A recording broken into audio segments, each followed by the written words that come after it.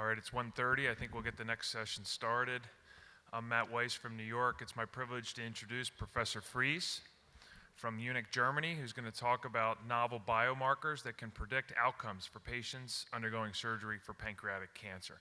Thank you very much, Professor Fries. Thank you, Professor Weiss, for your nice introduction.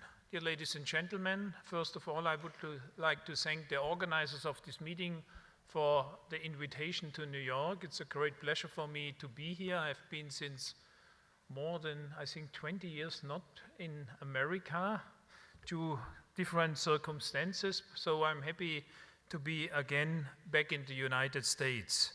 So we will talk about pancreatic cancer and the implications of biomarkers on this disease, especially on surgical decision making.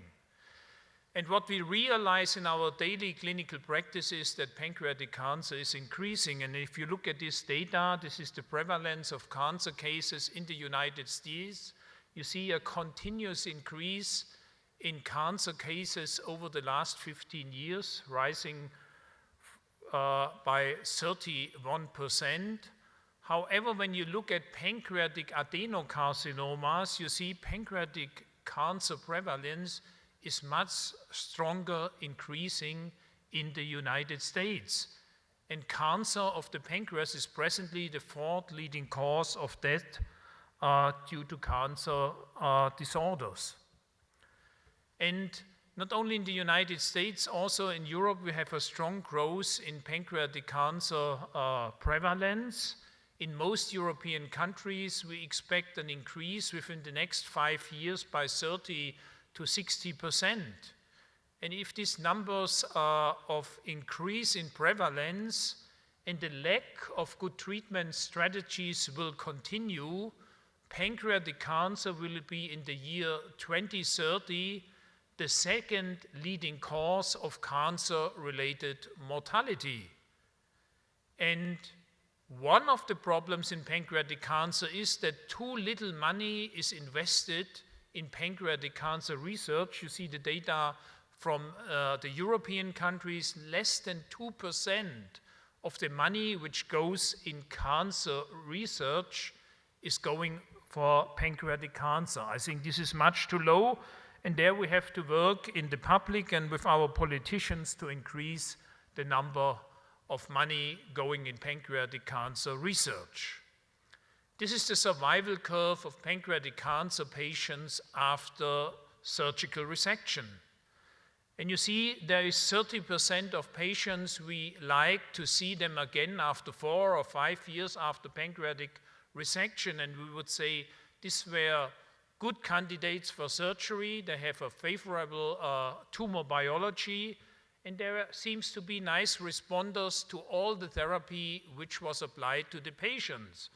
But on the other side, we have also patients on this side of the curve. 30% of our surgically, oncological, radical resected pancreatic cancer patients die within the first 12 months after tumor resection.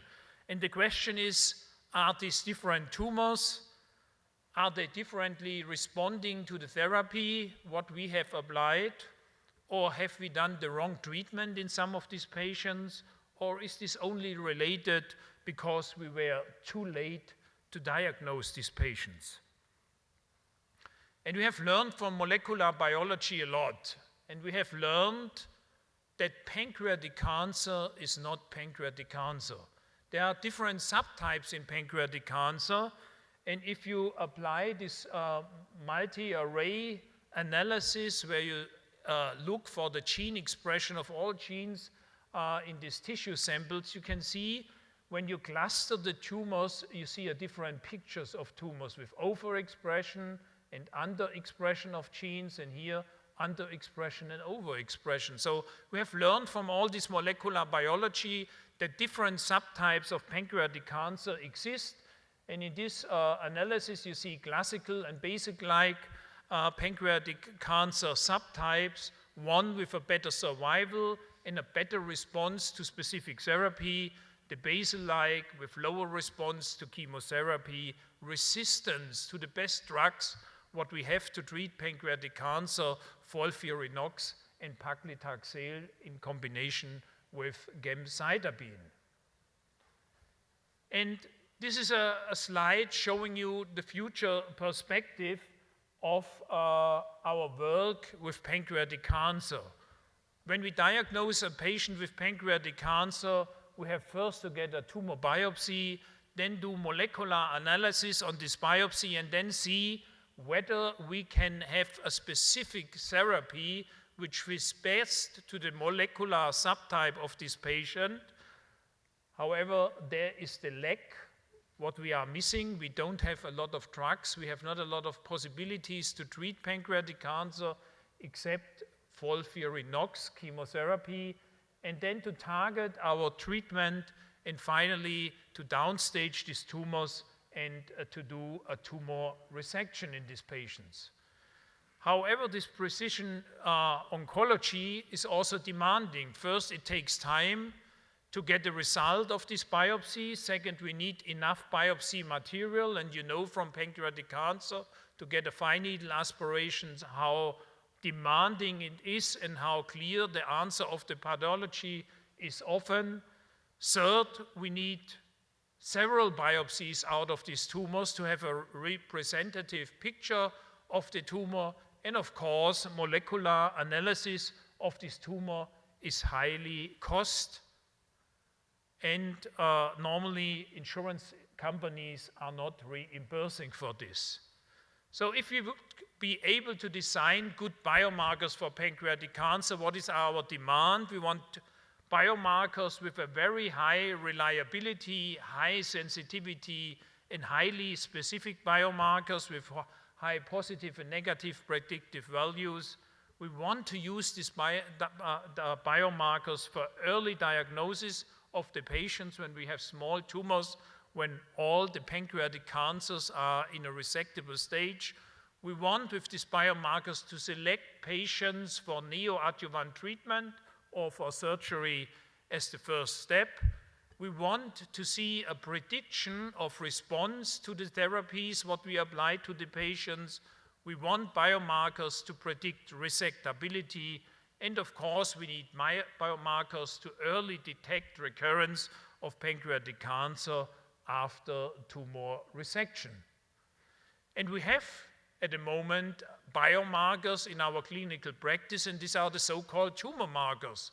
6 tumor markers are available to diagnose and to predict the outcome of pancreatic cancer patients.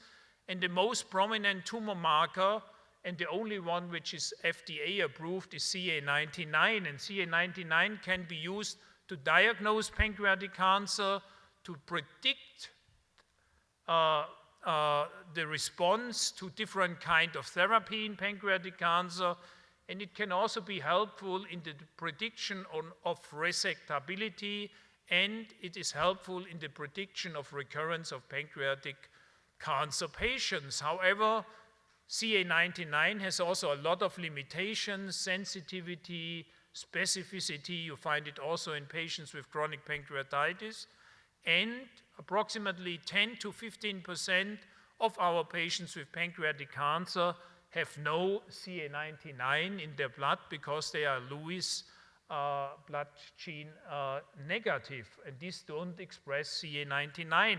So this tumor marker has limitation, but it's the best what we have presently available. And you know this curve, if you have patients with elevated CA19-9 levels, they underwent resection, the tumor marker decreases in the normal range. And if you use these wonderful tumor markers in the postoperative course, the tumor marker increases, and this is the first sign of tumor recurrence in these patients. And these are individual causes of patients with CA19-9 measurement. You see preoperatively the tumor marker is elevated, then after surgery it decreases, and in the follow-up the tumor marker is rising again. And by this rise of the tumor marker, you can have the suspicion of tumor recurrence. You do a CT scan, but you don't see anything. You do an MRI, you don't see anything, and the tumor marker is rising again. And finally, you see also recurrence by imaging analysis.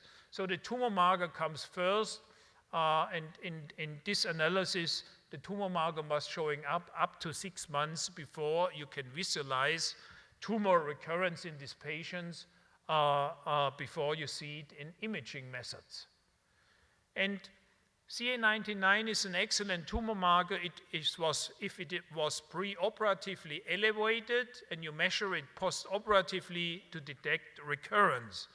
However, the sensitivity for recurrence detection is not very high. If you set a CA19-9 increase elevation of 1.3 in the postoperative follow-up, you can detect tumor recurrence with a sensitivity of 72% and a specificity of 63%, and if you raise the level, sensitivity goes down and specificity goes also down. However, if CA19-9 is in the postoperative course elevated, you have evidence for tumor recurrence and you can start re-oncological treatment like palliative chemotherapy in this patient. We have another biomarker in our daily clinical practice, but we are not using it to the full extent. This is contrast-enhanced CT scanning. We use it for staging, we use it to predict resectability of our tumors, but we don't use it as a biomarker in daily clinical practice, and this can be changed because there are wonderful data showing that by densitometric analysis of the CT scanning of the tumor, you can give a good answer on the perspective of these tumors. There are two types of tumors, the low delta, where you have a little contrast between tumor and normal tissue, and the high delta, where you can see a clear border between the tumor and the surrounding normal tissue. If you analyze now in these patients the resection rate, patients with a high delta have a lower or significant lower resection rate. And if you split the tumors into the group low delta and high delta, and you look for the survival of these tumors, you clearly can see that just by CT scanning, you can give a prognosis for these patients, whether it will be a long-term survivor or with a higher probability, somebody who will get early tumor recurrence and die earlier. And you can also use the CT scanning for prediction the response in chemotherapy on the long-term perspective of these patients, depending how the tumor interface will change after neoadjuvant treatment. So if in the low delta it moves to a clear interface, or it stays in the unclear interface, or from the clear interface to stay as a clear interface, you can differentiate the tumors into type 1 and type 2 response, and by this type 1 response, cases have a much higher R0 resection rate, and patients with a type 1 response has also a better long-term survival than patients with a type 2 response. So by using CT scanning, we have a good biomarker to predict the outcome, the long-term outcome of patients with pancreatic cancer. Now comes the future. We know molecular biology have increased our knowledge significantly on different pathways, and we know in pancreatic cancer many pathways are upregulated. And by analyzing all this in pancreatic tissue samples, also new potential biomarkers could be identified. And one of these biomarkers for pancreatic cancer with high potential are microRNAs. MicroRNAs are small RNA sequences of approximately 22 nucleotides. They are not coding RNA, they are only involved in regulation of gene expression, and they regulate also the function of coding RNA. They have a big advantage. They are relatively stable due to their small size, and they are not only present in the tissue, they are also present and can be measured in the serum of the patients. And by microarray analysis, different microRNAs are detected, and one with a high potential is the 21/5. And you can see when you use this microRNAs as a diagnostic marker that they have a very high sensitivity and specificity to detect pancreatic cancer patients. And you can also use them as prognostic markers because patients who have low expression levels of this microRNA have a better prognosis than patients with high expression of this microRNA expression. Another one which comes from molecular biology is the opposite, not the small RNA bases, the big RNA bases, more than 200 nucleotides, the so-called long non-coding RNAs. They are also involved in transcriptional and post-transcriptional gene regulation, and they can be used for early diagnosis and for prognostic value of these patients. And if you do analysis on resected patients for the expression levels, low expression of long non-coding RNA is normally correlated to a better prognosis of the pancreatic cancer patients. And it could be shown in several studies that they are excellent predictors for the response to first-line chemotherapy, for example, for gemcitabine in advanced pancreatic cancer. So analysis of this non-coding RNA can give us an impression how the tumor will respond to chemotherapy. And in this advanced pancreatic cancer, you can see low expression of these long non-coding RNA sequences predict a better response to the outcome of chemotherapy. So it will help us with this biomarker to predict whether a tumor sample or the tumor cells will be responsible to chemotherapy. One of the biomarkers for the future are BRCA1 and 2 mutations, and they are already translating into clinical practice, and this is nicely demonstrated by this paper. 61 patients with borderline resectable pancreatic cancer, all neoadjuvantly treated with FOLFIRINOX, and you see if patients have BRCA2 mutations and are positive, you achieve with the chemotherapy a complete pathological response in the tumor specimens of 44%. And this is impressive, of course, because this has also impact on the overall prognosis of BRCA2 mutated patients. The overall 5-year survival in these patients with BRCA2 mutations and FOLFIRINOX neoadjuvant treatment, 5 years 70%, and disease-free survival after 4 years of observation 60%.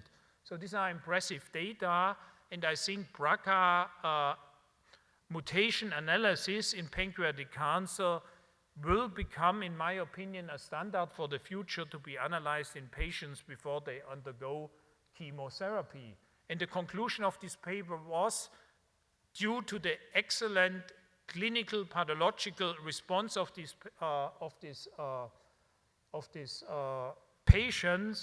patients also with resectable pancreatic cancer and detected BRCA2 mutation should undergo always a neoadjuvant treatment before the surgeons come in the field. Another important biomarkers are circulating tumor cells, and it's very clear if a patient has circulating tumor cells, he seems to be in an advanced stage, and this could be also nicely shown in this paper. In patients where they're detected free circulating tumor cells, all these patients develop very early systemic disease. And you see here, if patients were positive for circulating tumor cells before resection, after 1 year, they have a probability of 70% to have systemic disease recurrence after oncological resection. In a further development out of this free circulating tumor cells is the detection of circulating tumor DNA. This is a very interesting paper, and I think there is a very high potential for this circulating tumor DNA measurement in pancreatic cancer patients.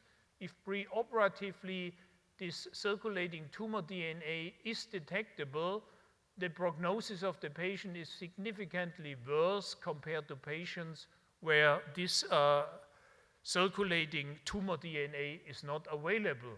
And when we split up the patients here, 59 patients with a 16 months follow-up for circulating tumor DNA positive and negative patients, you see the relapse-free survival is significantly shorter if circulating tumor DNA is present compared to patients where it's not present. And also the death rate after a follow-up of 16 months with 62% is significantly higher than in patients without circulating tumor DNA.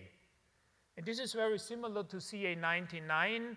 If you measure circulating tumor DNA preoperatively and you measure it postoperatively in patients where it's not detectable after resection compared to patients where it's still detectable in the blood after tumor resection, the recurrence rate is completely different and significantly lower in patients where circulating tumor DNA after resection is not longer detectable. And you can use this circulating tumor DNA to determine whether the patient is at high risk or low risk for recurrence.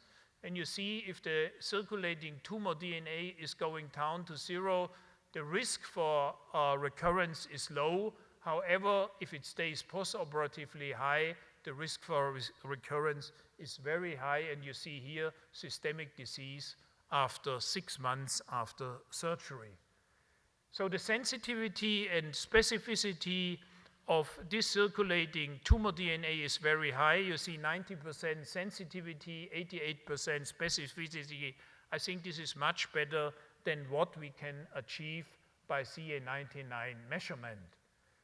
And you can see, you can use also the circulating tumor DNA to see whether the patients with circulating tumor DNA are responding to chemotherapy, where it returns to normal, and under therapy it stays to normal. And in comparison with CA19-9, which is measured here in this patient in parallel, I think they behave well, as good as CA19-9, but for this patient, tumor recurrence was earlier detected by this circulating tumor DNA.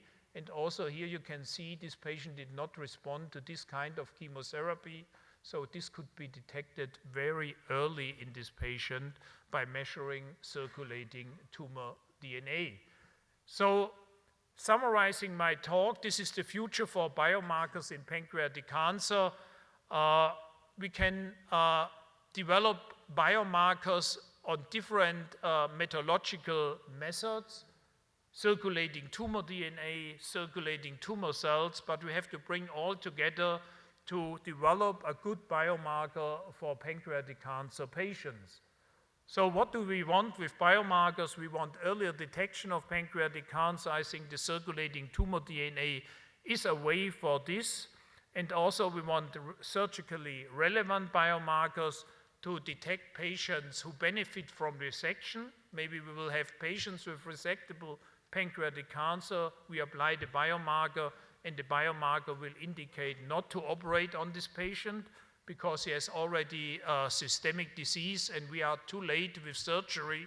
Also, we feel we can do a good resection. We want to detect patients with unfavorable biology because they are at high risk of systemic disease. They take benefit from systemic treatment. And of course, we want to avoid chemotherapy as a neoadjuvant treatment in patients which do not respond to this therapy. And we will finally result in unresectability after 3 months of neoadjuvant treatment. And of course, biomarkers will help us to detect recurrence earlier, so we can earlier and more secure restart with treatment in these patients. Thank you.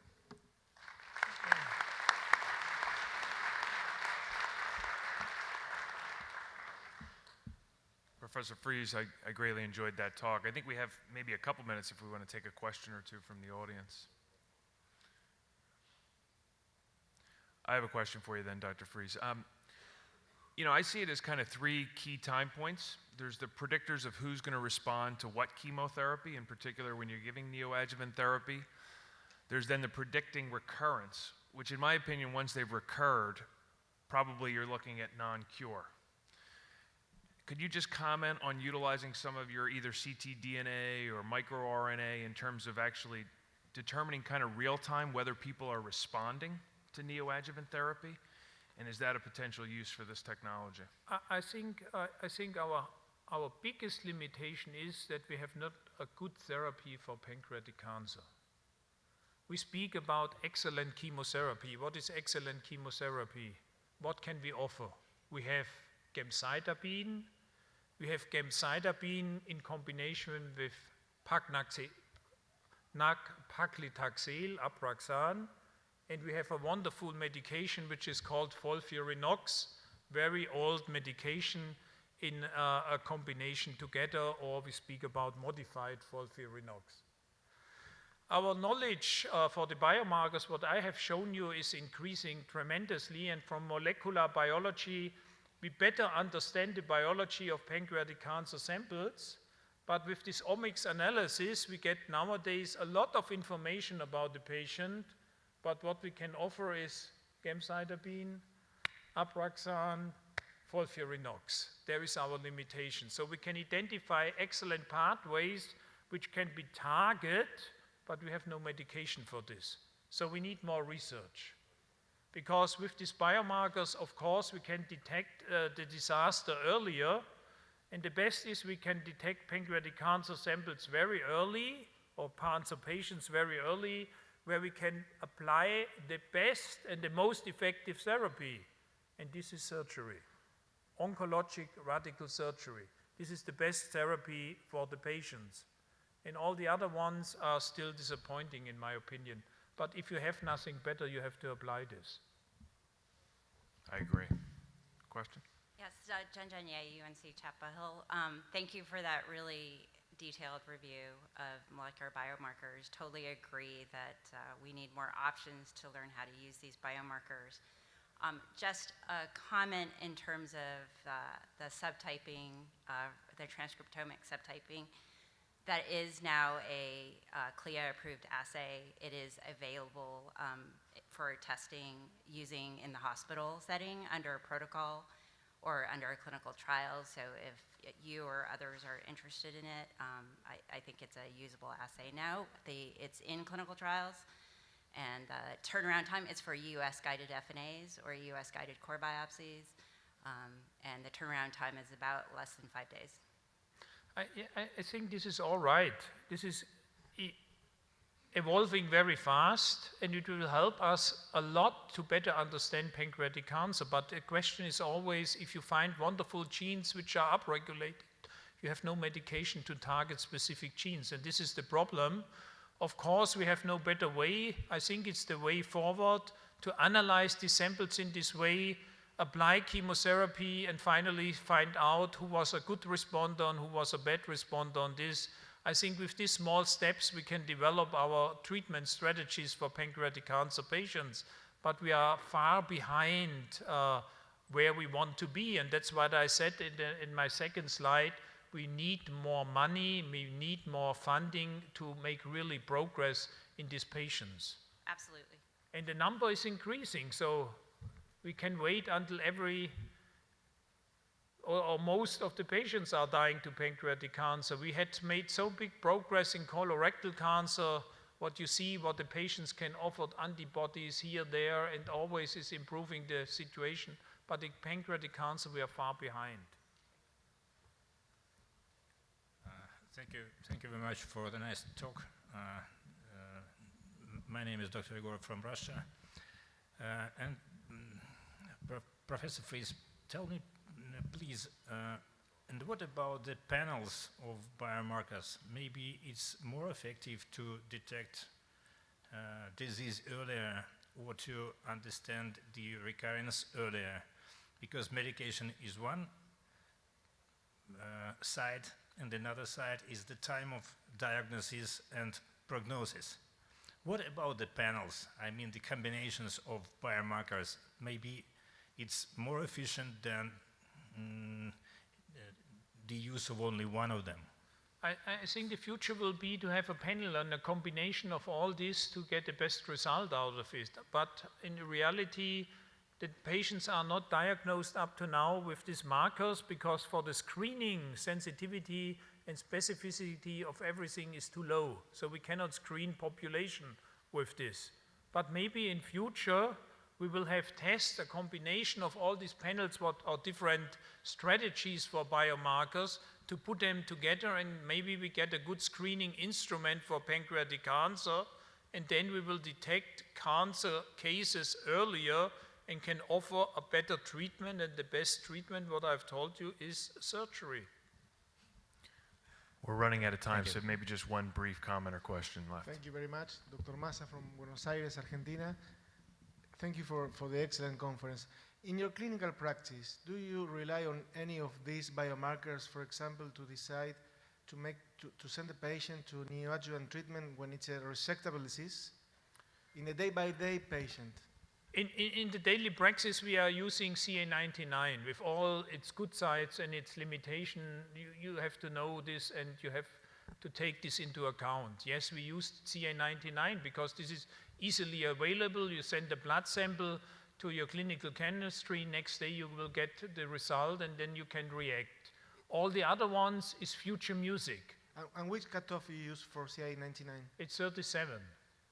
This is the cutoff level, and then you have to make your interpretation. If they have a slight jaundice and all this, you have to find out whether this is a reliable marker for you or not. Okay, thank you very much. Excellent. Thank you, everybody. Thank you, Professor Fries.